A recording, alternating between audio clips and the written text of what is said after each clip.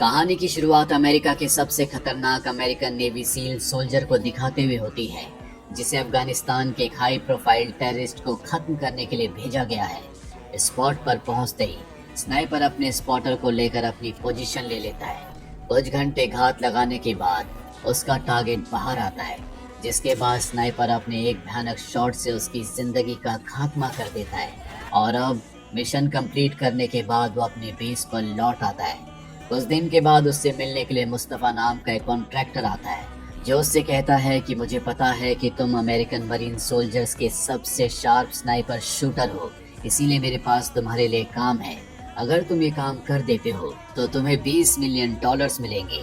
वो स्नाइपर, जिसका नाम जैकल है, वो समझ जाता है कि ये एक इलीगल काम होने वाला है, लेकिन पैसों के लालच में वो ये काम करने के लिए मान जाता है। टारगेट को खत्म करने के लिए बिल्डिंग में पोजीशन ले लेता है और टारगेट के बाहर निकलते ही जैकल एक ही शॉट में उसका काम तमाम कर देता है। मिशन कंप्लीट होते ही उसे $2 मिलियन मिल जाते हैं। बाकी के पैसे मुस्तफा उसे बाद में देने वाला है। खैर, कुछ दिनों के बाद अमेरिकन सोल्जर्स को दोबारा एक मिशन पर भेजा जाता है, जहां उन्हें अफगानिस्तान के एक आतंकी संगठन को खत्म करना है। वो लोग गाड़ी लेकर वहां से रवाना हो जाते हैं। यहाँ पहुंचते ही वो लोग बिना वार्निंग के अंधाधुंध सभी आतंकियों को मार गिराना शुरू कर देते हैं। दूर से स्नाइपर भी लगातार उन्हें कवर दे रहा था। वो लोग पूरे इलाके को तहस नहस कर देते हैं।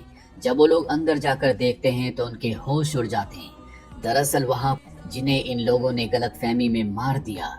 दूर से सब देखकर जैकल का खून अंदर ही अंदर खौल उठता है, क्योंकि उन्हें यहाँ झूठी जानकारी देकर भेजा गया था, जिसके चलते उनके हाथों कई बेगुनाह लोगों का खात्मा हो गया।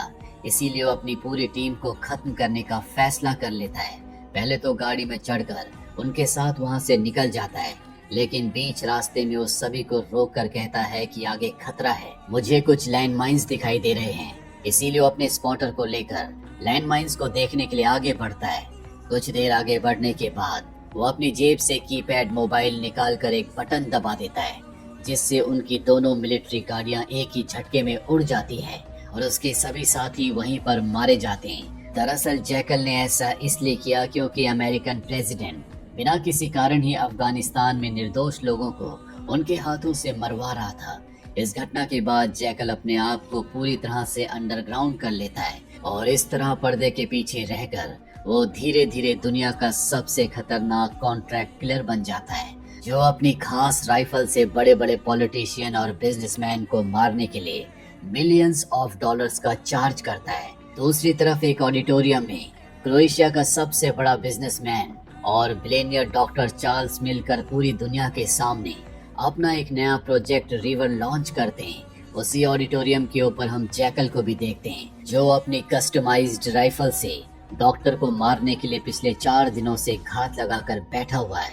दरअसल प्रोजेक्ट रिवर कोई मामूली ऐप नहीं, बल्कि एक ऐसा पावरफुल डिजिटल सिस्टम है जो दुनिया भर के hidden financial data, secret deals और ब्लैक ट्रांजैक्शन को एक्सपोज कर सकता है। इसीलिए बड़ी कंपनीज नहीं चाहती थी कि वो लोग इस ऐप की वजह से एक्सपोज हो जाएं, और एक यही कारण है कि वो लोग डॉक्टर को मरवाने के लिए यहाँ पर जैकल को भेजते हैं। लेकिन डॉक्टर को मार पाना बिल्कुल भी आसान नहीं होता, क्योंकि उनके आगे पीछे हाईली बुलेट प्रूफ शील्ड लगी होती है। जैकल बस एक ही सही मौके का इंतजार कर रहा होता है कि किसी तरह से डॉक्टर शील्ड से बाहर आ जाए, लेकिन तभी उसकी गोली चलाने से पहले वहाँ कोई दूसरा शूटर आकर डॉक्टर पर फायरिंग करना शुरू कर देता है। मतलब जैकल के अलावा भी यहाँ पर पहले से कोई शूटर घात लगाकर बैठा हुआ था, मगर शूटर को इससे कोई फायदा नहीं होता, क्योंकि चार्ल्स बुलेट प्रूफ शील्ड की वजह से बच जाता है। वहाँ पर जो सिक्योरिटी मौजूद होती है तुरंत उस शूटर को आइडेंटिफाई कर लेती है और मौके पर ही उसका खात्मा कर दिया जाता है। दूसरी तरफ ऑडिटोरियम में मौजूद सभी लोग गोलियों की आवाज सुनकर इधर उधर भागना शुरू कर देते हैं। इसी मौके का फायदा उठाकर जैकल भी उन लोगों के सहारे ऑडिटोरियम से बाहर निकल आता है। अंदर ही अंदर वो बहुत ज्यादा गुस्से में होता है, क्योंकि पहली बार उसके हाथों से कैसे उसका प्लान पूरी तरह से फेल हो गया। जिस कंपनी ने उसे हायर किया था वो उस पर बहुत ज्यादा गुस्सा होती है, लेकिन वो इतनी आसानी से अपने शिकार का पीछा छोड़ने वालों में से नहीं था। तभी उसे पता चलता है कि टारगेट क्रोएशिया के एक आइलैंड पर अपने विला पर मौजूद है। जैकल सीधा एक बोटमैन को लेकर उस आइलैंड पर जाता है, काम के दौरान उसे कोई परेशानी ना हो या फिर उसके खिलाफ कोई सबूत ना बचे, इसीलिए वो बोटमैन को मार देता है। दरअसल उसे पता है कि टारगेट हर शाम को समंदर में तैरने के लिए नीचे आता है, इसीलिए उसके लिए काम इतना आसान नहीं होने वाला था, क्योंकि इस विला में डॉक्टर के लगभग 200 सिक्योरिटी गार्ड्स मौजूद हैं जो 24 घंटे उसकी देखभाल करते हैं। यहाँ तक कि आइलैंड के चारों तरफ की गतिविधियों को भी लगातार सिक्योरिटी टीम द्वारा मॉनिटर किया जाता है। अगली सुबह रोज की तरह डॉक्टर स्विमिंग करने के लिए पानी में निकलता है। दूसरी तरफ जैकल टारगेट को मारने के लिए खड़ा हो जाता है, क्योंकि उसे पता है कि इससे ज्यादा अच्छा मौका उसे नहीं मिल सकता। लेकिन उसकी बोट कई घंटों से खड़ी थी, जिस वजह से सिक्योरिटी को शक होने लगता है, इसीलिए वहां पेट्रोलिंग करने के लिए सिक्योरिटी को भेज दिया जाता है। लेकिन मौके पर ही जैकल उसे मार देता है। कुछ देर बाद सिक्योरिटीज को पता चल जाता है कि सामने बोट में स्नाइपर मौजूद है, इसीलिए पानी में मौजूद सिक्योरिटी अपनी हर मुमकिन कोशिश करती है कि डॉक्टर पानी के अंदर ही रहे, क्योंकि अगर वो बाहर निकला तो स्नाइपर यानी कि जैकल उसे मार देगा। लेकिन पानी के अंदर सांस रोक के रखना इतना आसान नहीं होता और अब उनके बाहर निकलते ही जैकल उनके ऊपर गोलियां चलाता है। पहले वो सिक्योरिटी गार्ड्स को मारता है और अंत में वो डॉक्टर को भी मार देता है। इसके बाद जैकल अपनी बोट लेकर वहां से निकल जाता है और अपने स्पेन के कैडीज में मौजूद प्राइवेट आइलैंड पर लौट आता है। दरअसल यहाँ पर जैकल की फैमिली भी होती है, जिसमें उसकी वाइफ और एक छोटी बेटी है।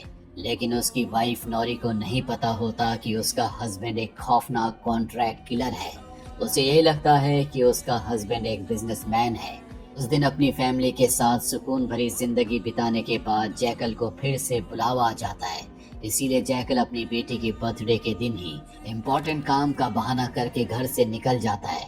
दरअसल उसका अगला मिशन बुडापेस्ट के एक सबसे बड़े पॉलिटिशियन को मारना है। जैकल अपने सारे कॉन्ट्रैक्ट इंटरनेट की सबसे काली और खतरनाक दुनिया, जिसे डार्क वेब कहा जाता है, वहां से उठाता है। वहीं हम एक बूढ़े आदमी को देखते हैं जो कि कंपनी में स्वीपर का काम करता है। हर रोज की तरह आज भी बूढ़ा आदमी अपना काम करने के लिए हाजिर होता है। लेकिन कुछ देर काम करने के बाद बूढ़ा आदमी अपने बैग से एक साइलेंसर वाली पिस्टल निकालकर एक के बाद एक ऑफिस में मौजूद सभी स्टाफ मेंबर्स को मारना शुरू कर देता है। साथ ही वो ऑफिस के ओनर को भी मारकर बुरी तरह से घायल कर देता है। और अब सबको मारने के बाद बूढ़ा आदमी छत पर स्मोक ग्रेनेड फेंकता है, जिससे पूरा एरिया धुएं में भर जाता है। इस मौके का फायदा उठाकर वो रस्सी के सहारे बिल्डिंग से नीचे उतरता है और वहां से फरार हो जाता है। कुछ देर के बाद हम उसी बूढ़े आदमी को एक फ्लैट में देखते हैं, जो अपने चेहरे का पूरा हुलिया यानी कि मेकअप उतारता है।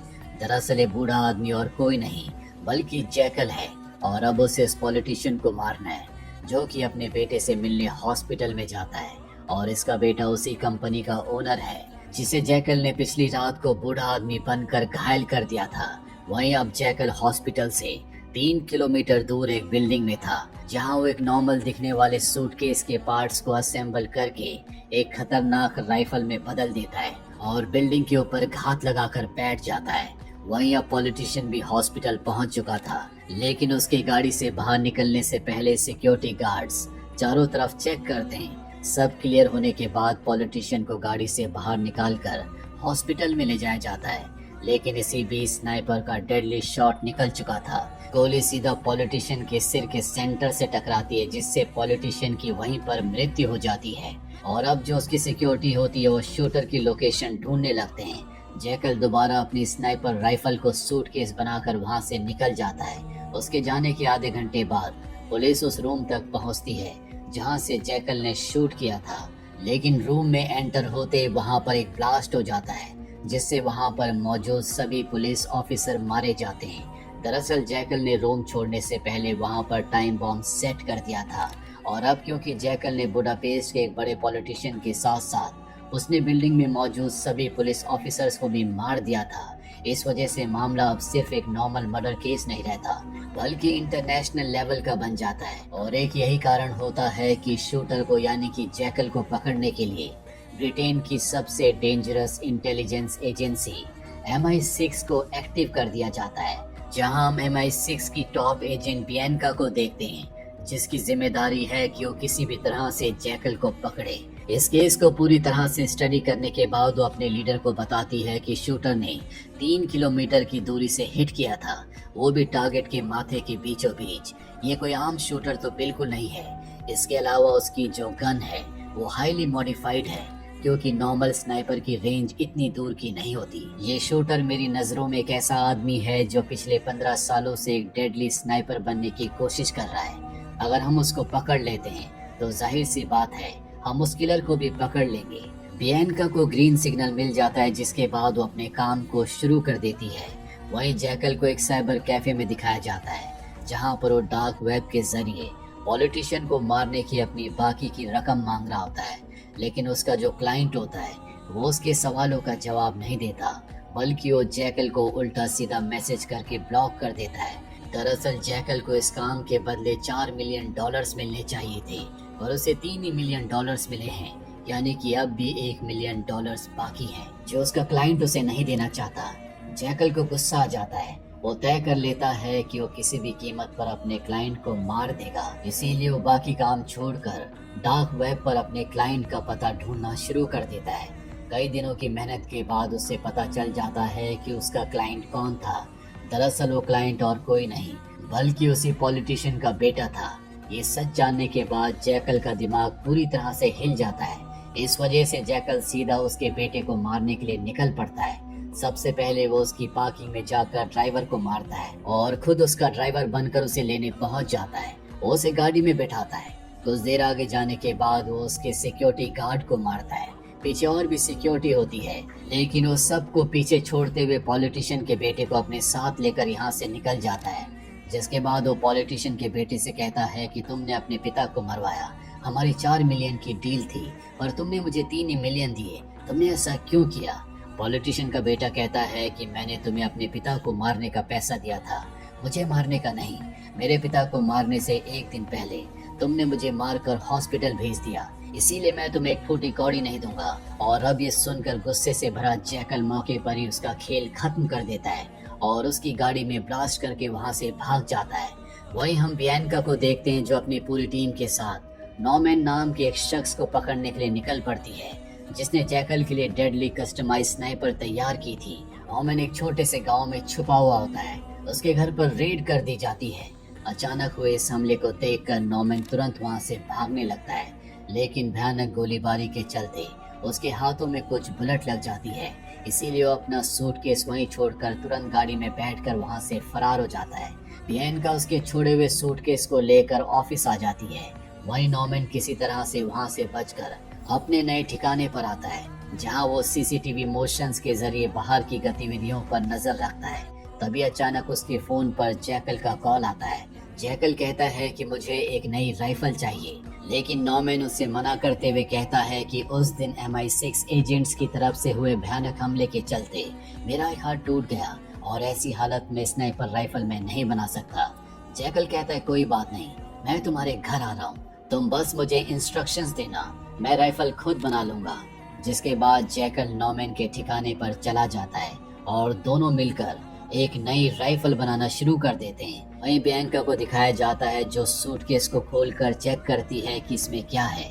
पूरा सूटकेस खोलकर उसके पार्ट्स को कस्टमाइज करने के बाद उसे पता चलता है कि ये सूटकेस नहीं, बल्कि एक बहुत ही खतरनाक राइफल है, जिससे लोग समझ जाते हैं कि सूटकेस का हर एक पार्ट राइफल का हिस्सा है।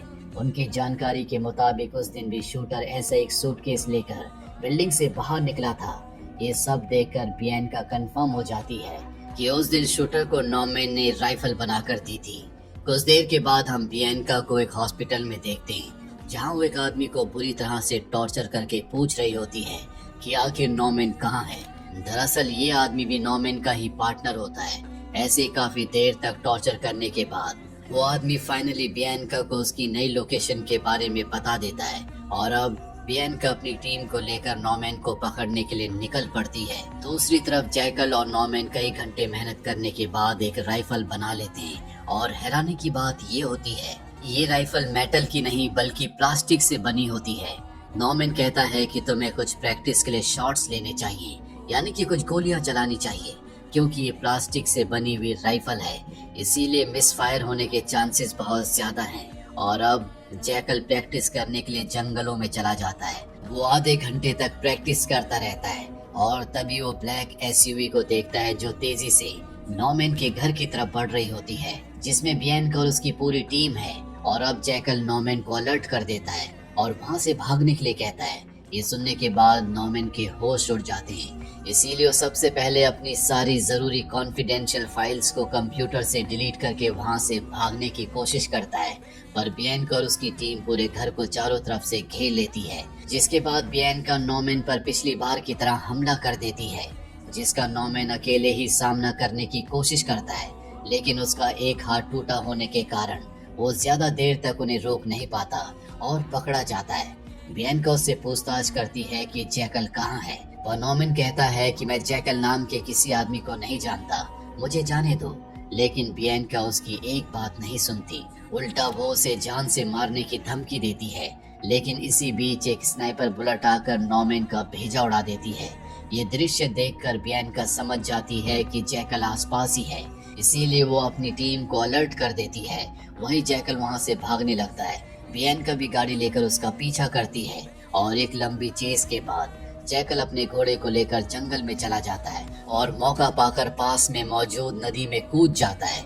वहीं अब बियनका अंदर ही अंदर खुद को कोसने लगती है, क्योंकि वो दुनिया के सबसे खतरनाक किलर को लगभग पकड़ने वाली थी। वहीं 4-5 घंटे नदी में तैरने के बाद जैकल बाहर निकलता है और कुछ दूर आगे बढ़ने के बाद उसे एक घर दिखता है, इसीलिए वो खुद को बचाने के लिए वहीं जाकर सो जाता है। सुबह आँख खुलते वो देखता है कि उसके ठीक सामने एक आदमी उसके ऊपर शॉटगन ताने खड़ा है। वो आदमी जैकल को बंधक बना लेता है, लेकिन जैकल उसे बार बार छोड़ने की रिक्वेस्ट करने लगता है। लेकिन वो आदमी उसकी एक बात नहीं सुनता और अपने बॉस को कांटेक्ट करते हुए कहता है कि एक अमेरिकन जाल में फंसा है, तुम जल्दी आ जाओ। और अब वो जैकल के साथ बदतमीजी करने लगता है, जिस वजह से जैकल उसका खेल खत्म कर देता है। और अब वो उसकी गाड़ी लेकर निकलने वाला होता है कि तभी वहां पर बॉस आ जाता है। जैकल गाड़ी में छुप जाता है। बॉस जब अंदर जाकर देखता है तो उसे पता चलता है कि उसका आदमी मारा जा चुका है। वो समझ जाता है कि ये उसी अमेरिकन का यानी कि जैकल का काम है। वो उसे ढूंढने लगता है। उसे पता चल जाता है कि गाड़ी के अंदर जैकल छुपा हुआ है, इसीलिए वो गाड़ी में अंधाधुंध गोलियां बरसाने लगता है। और जैकल को मारना इतना आसान नहीं है, वो बॉस को मार देता है। इसके बाद घर से एक और आदमी निकलता है जिसके हाथ में फ्लेयर गन होती है। वो जैकल के ऊपर गन को पॉइंट करता है। जैकल उस आदमी को नहीं मारता, बल्कि उसे अपने साथ लेकर एयरपोर्ट पहुंच जाता है, जहां पर वो उसे मारने वाला होता है।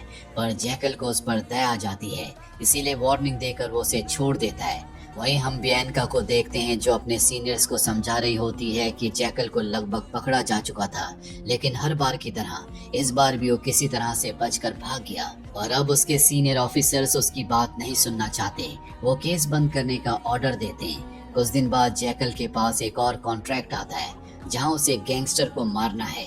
और ये कॉन्ट्रैक्ट और कोई नहीं बल्कि उसकी वाइफ का भाई देता है। दरअसल वो गैंगस्टर काफी सालों से उनके बिजनेस में लगातार प्रॉब्लम क्रिएट कर रहा था, इसीलिए जैकल उसका एक काम करने के लिए तैयार हो जाता है। अगले दिन जैकल टारगेट को मारने के लिए निकल पड़ता है और स्पॉट पर पहुंचते ही वो टारगेट को शूट कर देता है, जिससे उसका खात्मा हो जाता है। हर बार की तरह इस बार भी वो अपने मिशन को बहुत सफाई से अंजाम देता है। घर पहुंचने पर उसे अपने क्लाइंट मुस्तफा के सेक्रेटरी का कॉल आता है, जो उसे बताती है कि पुलिस को तुम्हारे बारे में पता चल चुका है, वो कभी भी तुम्हारे घर तक पहुंच सकती है। दरअसल मेरा बॉस तुम्हें मरवाना चाहता है, ताकि उसने जो तुम्हारे $20 मिलियन तुम्हें देने हैं उसे ना देने पड़े। कुछ ही देर में बियनका उसके घर के बाहर आ जाती है और लोग धीरे धीरे घर के अंदर बढ़ने लगते हैं। घर में घुसने के बाद वो जैकल की वाइफ को और उसके भाई को पकड़ लेते हैं। उन्हें लगता है कि यही जैकल है, लेकिन गोली की आवाज सुनकर जैकल समझ जाता है कि घर में पुलिस आ चुकी है, इसीलिए सबसे पहले घर की सभी लाइट्स को ऑफ कर देता है। पर अब बियनका को पता है कि उसके सामने जो खड़ा है वो जैकल नहीं। वो जैकल को ढूंढते ढूंढते ऊपर आ जाती है। उसके सामने उसे एक मिरर दिखाई देता है, लेकिन बियनका को ये नहीं पता होता कि ये मिरर नहीं बल्कि जैकल के सीक्रेट रूम का दरवाजा है। और दरवाजे के पीछे जैकल है, जो अंदर से बियनका को साफ साफ देख सकता है। पर बियनका उसे नहीं देख सकती, उसे मिरर में सिर्फ अपनी परछाई दिख रही होती है। ये पूरे घर की तलाशी लेते हैं, इन्हें जैकल कहीं नहीं मिलता और तभी हम एक रेड कलर का डॉट बियनका के सर पर देखते हैं और अब जैकल उसका खेल खत्म कर देता है। लेकिन कहानी अभी खत्म नहीं हुई, क्योंकि जिस रात बियनका की मृत्यु हुई उसी रात को MI के सर्वर में एक एनोनिमस फाइल अपलोड हुई जिसमें जैकल की अगली टारगेट लिस्ट मौजूद थी।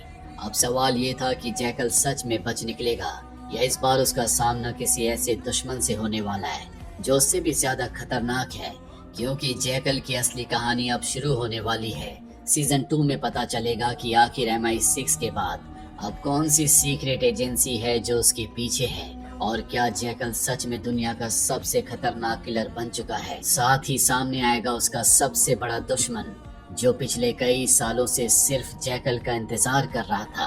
उम्मीद करते हैं कि ये कहानी आपको पसंद आई होगी।